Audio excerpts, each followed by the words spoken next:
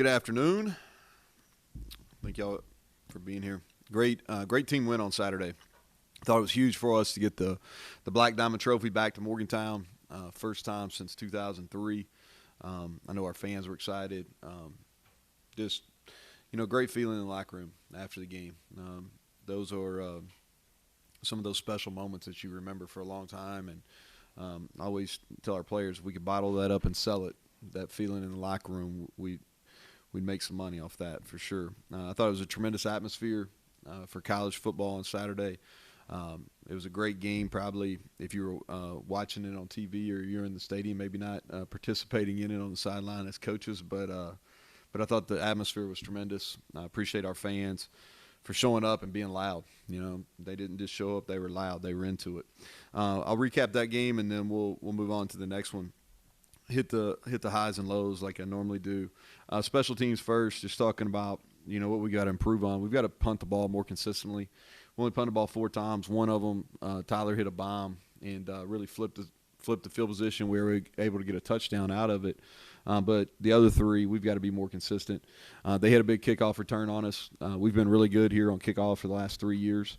But that was we let one get out on us, missed a couple tackles. And then the penalty on the kickoff return, we had a pretty decent return. And then we had a penalty that got moved back inside the 10, which is not what we're looking for. Positive special teams-wise, I thought Staley did a tremendous job on kickoffs. And really kind of we had 4 touchbacks, which I don't know if we'd had one the entire year. Well, yeah, we did. I take that back. Colton had a couple against LIU. I apologize. But I thought he was really good on kickoffs. Casey Legg, he drilled the 44-yarder. Right down the middle.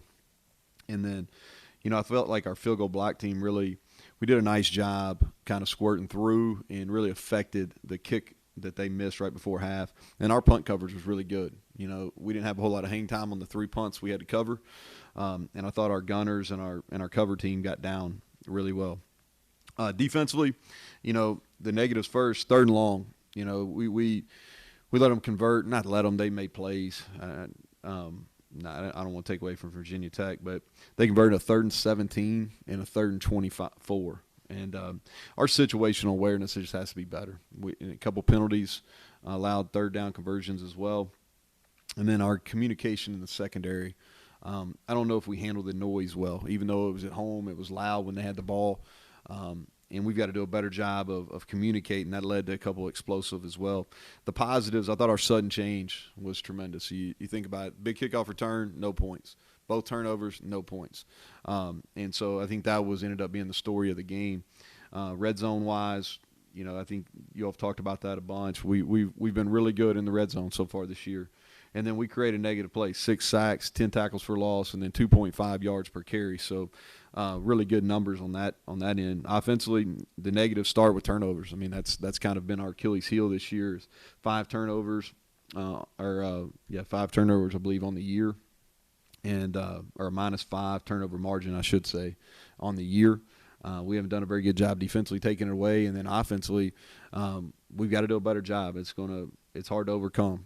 And we just barely did on Saturday. But 2 turnovers in the 4th quarter, failed to put the game away, and then 2 critical penalties. Had the game 27-7, and we converted 3rd and 1, and I think we're going to have it 1st and 10 inside the 50, and they really hadn't stopped us other than the 3rd drive of the game up in that point, kind of middle of the 3rd or late in the 3rd quarter really, and a holding penalty gets back, and we go 3rd and 12. So I thought it was. That was a big penalty, and then the one at the end of the game. It's 3rd and 4, and we've got a play that Garrett. They got no player for Garrett, and on the pull, and I get a false start. So 2 critical penalties there offensively on 3rd down. The positives offensively, fast start. That's something we've done a really good job of in all 3 contests so far. We had several big plays. We averaged 5.2 yards per carry, and that's even with the sacks. Counted in there, and so those were all positives. I'll give you guys who won our weekly awards here and kind of why, so starting off, our offensive lineman of the our award winner for this week, 2nd week in a row, grade out 92% for getting his job done, 90% on technique, highest production point. Zach Frazier, We give a blue collar award each week that we win. That's somebody that kind of does some of the work behind the scenes, maybe doesn't get the notoriety. And we felt like this was fitting this week. He played really well, second highest graded offensive lineman, but just something, being on that inside that program the last 2 years, and then having to then fortunate enough to getting back home here. So our blue collar award winner is Doug Nestor. Special teams award we gave him to both specialists, Casey Legg and Evan Staley. I thought they were huge in the game. They both earned it. And then defensively, he's Big 12 Defensive Player of the Week. He may even, I know he's in consideration for some national awards, but he had 5 tackles, 3 sacks, a forced fumble, a fumble recovery. So Jared Bartlett won our Defensive Player of the Week. Offensive Player of the Week was Letty Brown, 3 receptions, 35 yards. He had 19 rushes for 161 yards and a touchdown. And just did a nice job. Our Scout Team Players of the Week, which again are critical as we continue to get prepared. Eli Archer, special teams guy, a walk-on freshman here that tight end that we're excited about. Defensively, Braden Dudley, who played well against LIU and did a really good job getting us prepared for their DNs at Virginia Tech. And offensively, Tomas Rimac, a guy that he'll play a lot of football here. So those are the award winners. And to kind of wrap that one up, great win. I think rivalries are special. I think that was a great atmosphere, and hopefully we can kind of match that as we get into our home schedule here. Moving on, huge challenge this week, as you know, with Oklahoma. We're going to I guess the 6-time defending Big 12 champion. You're just saying that's a lot, right? But 6 times in a row they've won the Big 12 championship. I think it's a great opportunity for our program. ABC, 7:30 Eastern, primetime game, playing one of the most tradition-rich venues in college football. So I think special teams, just kind of give you a preview. If you look at them, I think all 3 of their specialists, their punter, their kicker, and their snapper, are All-American candidates. So I don't know if I need to say a whole lot more about that. They do a great job blocking punts. They've done that over the last 3 years. Offensively, Lincoln does a great job. We have not done a very good job of stopping them in 19 when we played them or the few years before that. I think Bill Bedenbow, who was here for a good bit, does a great job with their offensive line, and they're their typical Oklahoma offensive line. They're big. They do a great job with their gap run schemes. I think they may have the best receiver group in the country, just in totality. And they got an all Big 12 player at tight end, and oh, by the way, a Heisman Trophy quarterback, right? So they're really talented on offense. Got great scheme and talent, and so it's going to be a challenge for us. Our biggest challenge so far this year, without a doubt. Defensively, I think that Grinch has done a really good job of stabilizing that side of the ball. I think they're playing at a high level.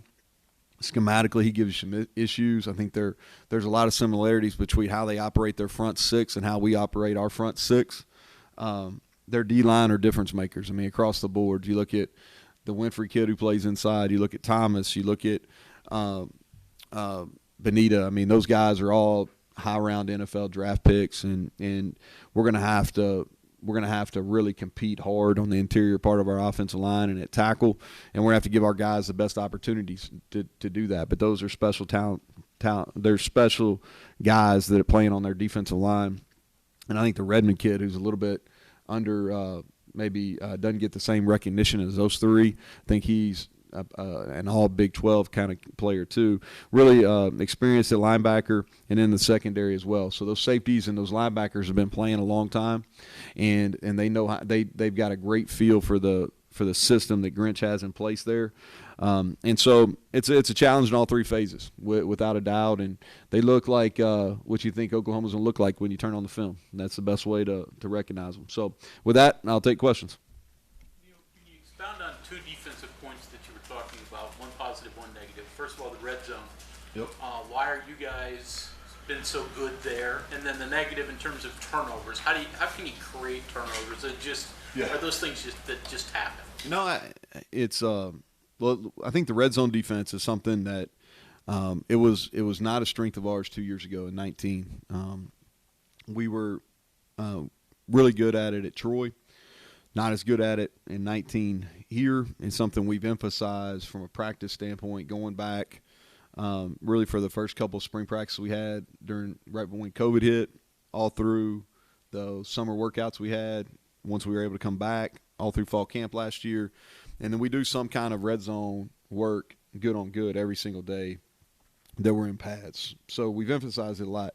Offensively, our numbers are a little bit misleading because of the I think we had a bad snap against LIU, and maybe we were down there a couple times. But offensively, we've been pretty good even over the last 2 years down there. All right, we need to score touchdowns at a higher rate, but as far as scoring points, we've been pretty decent. So I think a big part of that is just repetitions and practicing and getting comfortable down there because the game is played because you're in condensed spaces. As far as the takeaways, you know, it's a strength of one of our strengths last year, and part of it is we've got to do a better job recovering fumbles. You know, there's an art to that. That's not, you know, we've gone and I think we've had 3 or 4 on the ground this year, and we haven't recovered any of them. We finally got one on Saturday, but it was a 4th down, so I don't even know if it showed up as that. But we're falling right on top of the ball, which is, I mean, the ball's oblong. You got to go from the side, right, and you got to use your hands. So that's part of it. I think we got to do a better job of getting our eyes back on some downfield throws in the secondary. That'll help. So that's going to be something that we had a long meeting on it. We talked about it in our team meeting yesterday, talked about it in our staff meeting this morning, and we're going to do some things in practice today and tomorrow to hopefully improve that offensively and then help with takeaways defensively.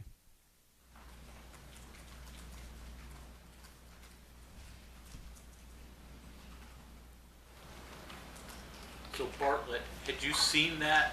I mean, this wasn't his first good game, but had you seen this sort of, you know, development coming for Jared? He had a great summer. He had a really good fall camp, and then he did not play as well the first 2 games for whatever reason. Right? He just didn't have a good feel, and then last week he had a great Tuesday and Wednesday's practices were really good, and so you could see he was getting better. You know, did I think he's going to go out and have 3 sacks and, you know, 5 tackles and a forced fumble? Probably not, you know. But I did feel like he was going to give us more, and he did. And it's a neat story. He lost a brother this summer to a freak accident, and he really, once that happened, you know, tragedy affects people differently. And once that happened, he's had a renewed focus, kind of a seriousness about his preparation. So I was extremely pleased for him that it paid off in a game situation, much less a rivalry game, in a couple of huge moments for us. You talked about Casey drilling that 44-yarder. How far has he come? I mean, just from what he was to where he is now. Yeah, you know, another great story. I mean, you all know that. He didn't play high school football. High school didn't even have football, right? And so, I don't know how many stories there are like that, you know, of people in the United States. There's some Australians that have come over and kicked and punted that didn't play high school football. But, you know, so he's come a long way. You know, he really, when he filled in for Evan in 19, he had some good high points. You know, he made a huge 51-yarder, I believe, at Kansas State, and did a nice job in Evan's replacement. And then when Evan got injured last year in 20, Casey struggled with some accuracy. And the thing I like about Casey is he's really even keel. No moments too big or too small for him. But he's really worked. He's really worked, and he earned the starting job. And going into fall camp, he was probably 3 on the kick and depth chart behind Tyler and behind Evan. And all he did was make kicks. You know, didn't say a word, didn't ask when he was going to play. All he did was every day during field goal period, he's made kicks. Now, I finally asked after about 4 or 5 days, I was like, has he missed a kick? And he hadn't missed a kick. He only missed 2 during preseason. And so, I mean, he went out and earned the job and just been really consistent. Is that the scheme, what the Bennett position is in that defense you have? Is it a product of his athleticism and speed, or is it some of the guys near him concentrating on it? Is it a combination of all those things? We let him straight rush more on Saturday than he has. You know, we've been playing some twist games with him, and we let him straight rush. And he's a speed guy, and he's done a really good job understanding dip and drive technique, how to use his body, change the tempos. But that was a big part of it. We let him straight rush, and he asked for it. Credit to him. He told Coach Leslie, he said, you know, we ran a couple up and unders with him, some line stunts with him early in the contest. He said, really, I feel like if let me rush the edge, and he did, and he had great success. You know, part of that was their tackles. They were rolling guys in and out on that right side. With everything going on your side, how much attention do you pay to personnel and who's on top of the field, who's having a good day, and who's not on the other side? Yeah. So during the game, I mean, we got guys in the press box that are looking at. They had come into the game, Mike, I believe, and I don't. You can go back and check this, but I believe they had rotated their offensive line there at that tackle, kind of similar like what we've done so far at right tackle. But we knew we felt like there were some things we could do. North Carolina had some success rushing the passer. The thing that's really hard is you got to get movement up. You got to get movement interior-wise. You know, like Jared got those sacks, but those sacks don't happen if there's room for Burmeister to move up in the pocket, and there simply wasn't. You know, I say this a lot, and Akeem Messidor is playing at an extremely, extremely high level. You know, and he may not show up on the stat sheet sometimes, but trust me when I tell you, he's playing at an extremely high level, and he's getting vertical push on that pocket, so there wasn't any room for him to move up.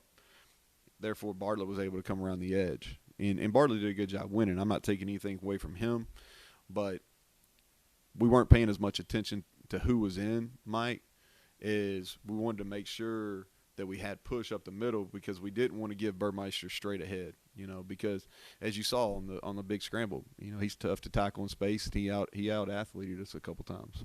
How did you approach putting your secondary together after you lost two guys that you probably, you know, didn't want to lose, let's put it that way?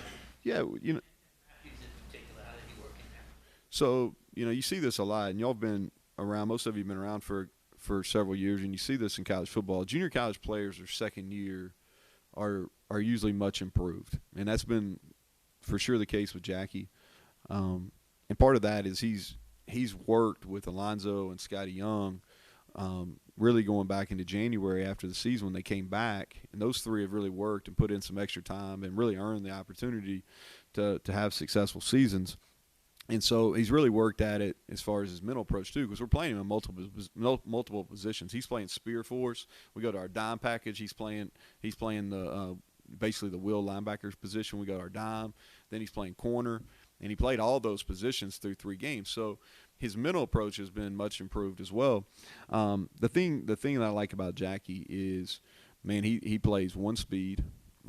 He is one of the best strikers we have, and what I mean by that is when he comes downhill, he uses good technique, and he's coming downhill. He's not a guy that's diving at ankles. I mean, he's running through contact, and he's got a little presence about him that maybe some of the guys on that side of the ball don't have. As just far as, hey, you know, he's got a little bounce to him, and so I really like the way he plays.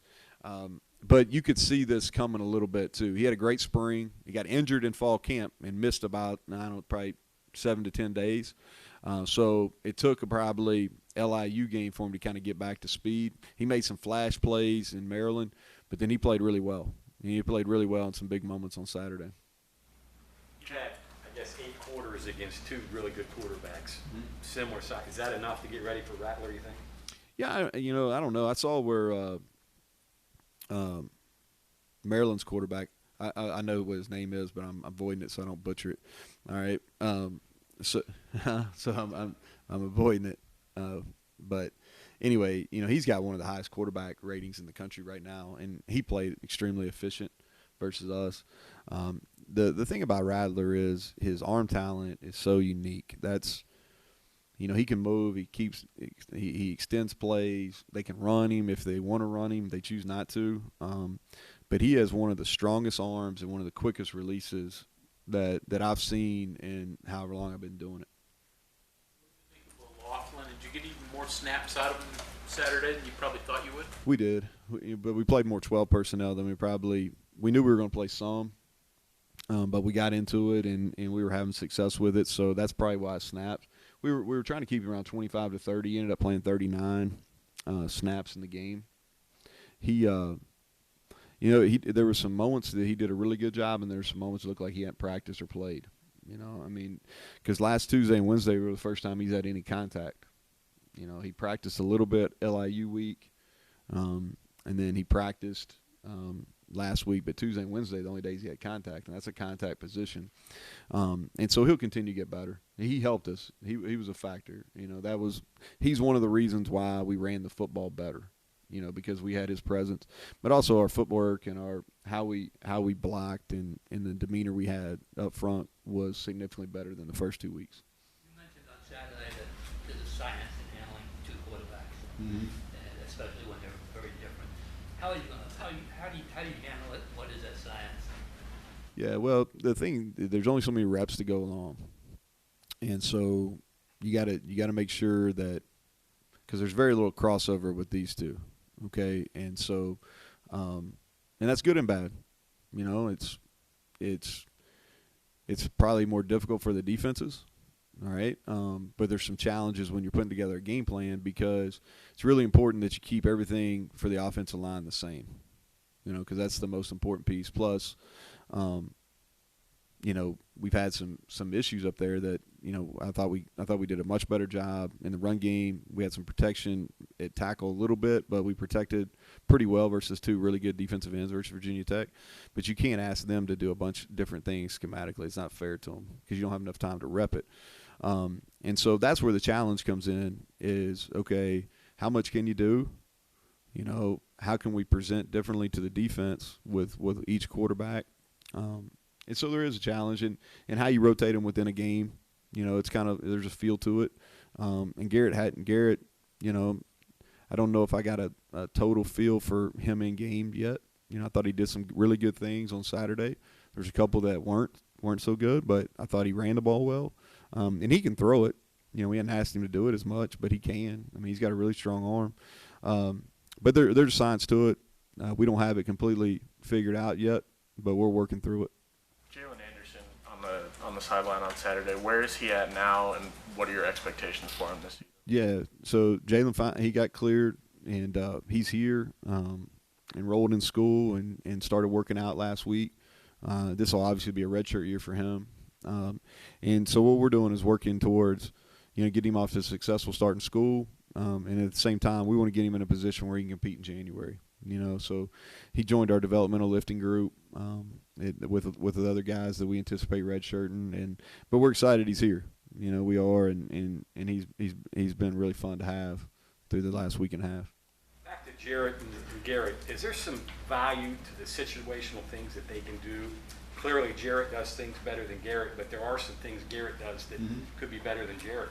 Yeah, there are. Yeah, for sure. And I think that's why we'll continue to play both and continue to have plans for both. And it's you know, the good thing too for those guys is they're really close. You know, they're really close. They get along, and they've been good for each other in the room. Could you do that if they weren't close? It'd be harder. Yeah, it'd be harder. I mean, it would. You followed Jackie in high school? So I followed him his freshman year at Gulf Coast. Jackie Matthews, I've said this 3 times now. It sounds like a recording, but he was a high school quarterback. So he played high school quarterback at Pinson Valley. And Pinson Valley is a tradition-rich program right outside Birmingham. But so anyway, he played quarterback as a junior, and then Patrick Nix got the job at Pinson Valley. Well, Patrick has a son that's a pretty good quarterback. You know, he's played pretty well for Auburn, you know. And so Bo comes in, and Patrick tells a story, but that Jackie wanted to play quarterback. Then he eventually figured it out, and they had a great senior season. He had a great senior season. I believe they won a state championship that year. I may be wrong. They may have just made a deep run in the playoffs, but he ended up playing receiver, and they got him the ball, and he played DB, and then and so I started really grabbing his. I knew about the kid then, but he really didn't register on our radar until he got to Gulf Coast. And when he got to Gulf Coast, at Troy we knew about him, and then obviously signing him here. He did win a state title. He was like 5-0 as the quarterback that year too. Yeah, because Bo got hurt. Yeah. When you see that, a guy who bounces around but still successful. He still thinks he's a quarterback too, Mike. So Does it tell you anything though that like he's had what some might consider setbacks? I mean, you might see kids foul like that, then he ends up at junior college and plays a million positions and they're undefeated, and he makes a huge play. That kind of says something. yeah, well, that's what I was going to tell you. So like, wins a high school state championship, plays multiple positions, goes to Gulf Coast, he plays every position in the secondary, and they win a national championship his second year. You know, I do think there's something about that. And he was really a selfless player in junior college, which you don't see a ton, you know, because he played free safety, he played corner, he played nickel. And I'm talking about within his second season there. You know, they played a really high level, and I think they beat Lackawanna in the national championship game.